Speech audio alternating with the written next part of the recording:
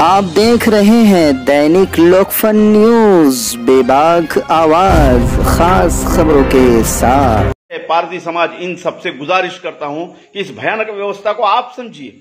नुकसान आपका बहुत है। मुसलमान तो है वैसे भी 15-16% जो होगा, लेकिन इसके व्यवसाय कौन से है? यह व्यवसाय को तुम छू नहीं सकते या ये व्यवसाय कोई छीन नहीं सकता। जैसे पंचर की दुकान है, आप थोड़ी छीन पाओगे।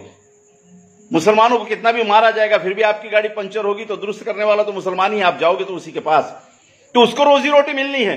रिपेयरिंग का सेक्टर जो है ये कोई छीन नहीं सकता उससे। वेल्डिंग का सेक्टर है ये कोई छीन नहीं सकता उससे। मोटर रिवाइंडिंग का सेक्टर है ये कोई छीन नहीं सकता उससे, क्योंकि इतना बड़ा 130 करोड़ का देश, इसमें मोटरें तो खराब होगी, इसमें इंजन तो खराब होगा, इसमें इलेक्ट्रिसिटी तो फ्यूज होगी, इसमें तो वायर जलेगा, इसमें तो फ्रिज खराब होगा, इसमें तो वॉशिंग मशीन खराब होगी, इसमें तो आपका मिक्सर खराब होगा, मोटरसाइकिल आपकी खराब होगी, आपका ट्रैक्टर खराब होगा, आपको चिकन खाने का मूड होगा, आपको सस्ती बिरयानी खाने का मूड होगा, आपको सस्ते कपड़े लेने का मूड होगा, आपको बढ़िया कारागिरी अपने घर में करने का मूड होगा, है ना। आपको पीओपी करनी होगी, आपको टाइल्स बिठाने होंगे, आपको दरवाजे बिठाने होंगे। ये सब सेक्टर में मुस्लिम बहुसंख्यांक है और ये सेक्टर उससे छीना नहीं जा सकता, क्योंकि यहां दिमाग से ज्यादा पसीने का काम है, मेहनत का काम है, और ये मेहनत का काम मुसलमान करता है। इसलिए सरकारी नौकरियां तो छीन गई उससे बड़ा इकोनॉमिकल सेक्टर तो छीन गया है। अब ये बड़े इकोनॉमिकल सेक्टर में, बड़े प्रशासकीय सेक्टर में, गवर्नमेंट के सेक्टर में जो संघर्ष चल रहा है वो अगड़े हिंदू वर्सेस पिछड़े हिंदुओं का चल रहा है। लेकिन अगड़े हिंदू पिछड़े हिंदू को अधिकार और भागीदारी न देने के लिए बीच में मुसलमानों को डालकर दिखाते रहते हैं कि पिछड़े हिंदुओं, तुम्हारा सबसे बड़ा दुश्मन मुसलमान है। अरे मुसलमानों के पास में नौकरियां नहीं है और वो किसी ऐसे अधिकार के पोस्ट में नहीं है कि हिंदुओं की नौकरियां नकार सके। वो ऐसे बैंकिंग पोजीशन में नहीं है कि हिंदुओं का लोन नकार सके। वो ऐसे कमांडिंग पोजीशन में नहीं है कि अब पुलिस में, मिलिट्री में हिंदुओं का प्रवेश रोक सके। वो ऐसा एजुकेशनल सेक्टर में भी नहीं है कि वो हिंदू समाज के लोगों को कहे कि तुमको टीचर प्रोफेसर करके नहीं लेते। वो स्वास्थ्य के क्षेत्र में नहीं है कि हिंदू डॉक्टर को कहे कि तुझे कुछ नहीं मिलता चल जा। वो कृषि क्षेत्र में नहीं है कि किसानों को बोलेगा ए तुम हिंदू किसान हो, तुमको कुछ नहीं मिलता, आत्महत्या करो। सारा क्या सारा सिस्टम ये मनुवाद के मुट्ठीभर लोगों के हाथ में है और वही पूरे शोषण के लिए जिम्मेदार है। लेकिन निशाना कौन? मुसलमान। तो मुसलमान का ज्यादा नुकसान नहीं है, नुकसान मेरे हिंदू भाई का है।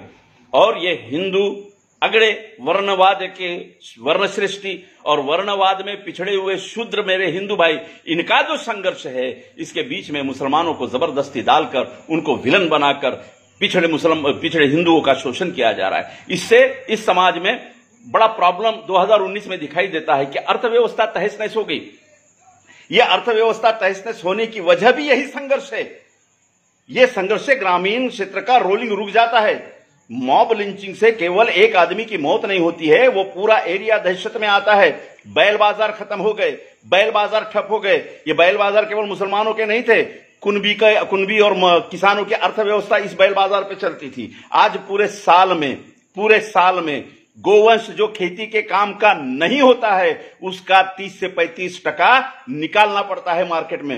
ये 30 से 35% जो मेरे किसान भाई है, हिंदू भाई, उनका वो गोवंश है जो खेती के काम का नहीं है, उसे बेचकर ही वो नए खेती के उपयोग में आने वाले जानवरों को खरीदता है। लेकिन वो पूरा क्या पूरा मार्केट ठप पड़ा है। जो चमड़ा 700-800 रुपए में जाता था आज 20 रुपए में भी कोई नहीं लेता है।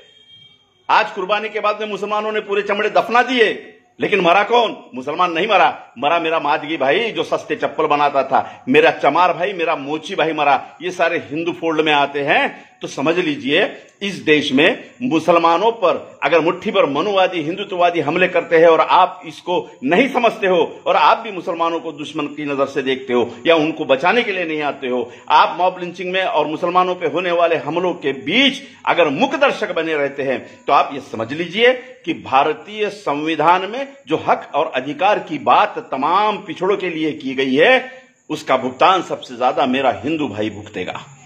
मुसलमान तो भुगतेगा, वो भुगत रहा है। पिछले 73 साल में अगर आप देखें तो जेलों में सड़ा, 73 साल में आप देखोगे तो दंगों में मरा, 73 साल में आप देखोगे तो शक की बुनियाद पे 10-10, 15-15 साल जेलों में गवाए। शक की बुनियाद पे आप देखोगे तो कहीं नौकरी में नहीं है, कहीं बैंक में लोन नहीं मिलते। मरा नहीं, जिंदा है। क्योंकि वो पसीना बहाना जानता है, वो मेहनत करना जानता है। और जिस बिजनेस सेक्टर में ये है, अरे भंगार की दुकानों से उठे उसे क्या हटा पाओगे? तुम लगाना चाहते हो भंगार की दुकान, लगाइए। तुम गली गली घूमकर ब्रेड बेचना चाहते हो, बेचिए। तुम गली गली घूमकर रद्दी जमा करना चाहते हो, कीजिए। तुम रिक्शा खींचना चाहते हो, खींचिए। तुम ऑटो में पूरी जिंदगी बिताना चाहते हो, बिताइए। तुम बाटले जमा करके उसमें से रोजी रोटी कमाना चाहते हो, कमाइए।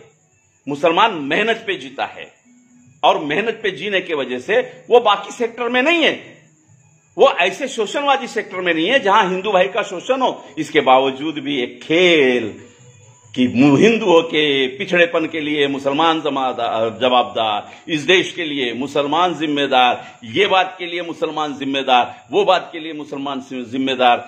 मेरे हिंदू भाई होशियार हो जा, वरना महात्मा ज्योतिबा फुले, शाहू महाराज, छत्रपति शिवाजी महाराज, डॉक्टर बाबा साहब आंबेडकर ने तुम्हारे लिए जो काम किया है, वो काम ये मुट्ठी भर वनवादी लोग बर्बाद कर देंगे, और तुम फिर पेशवाई के गुलामी में आने वाले 500, 600 न जाने कितने सालों तक फिर लपेटे रहोगे।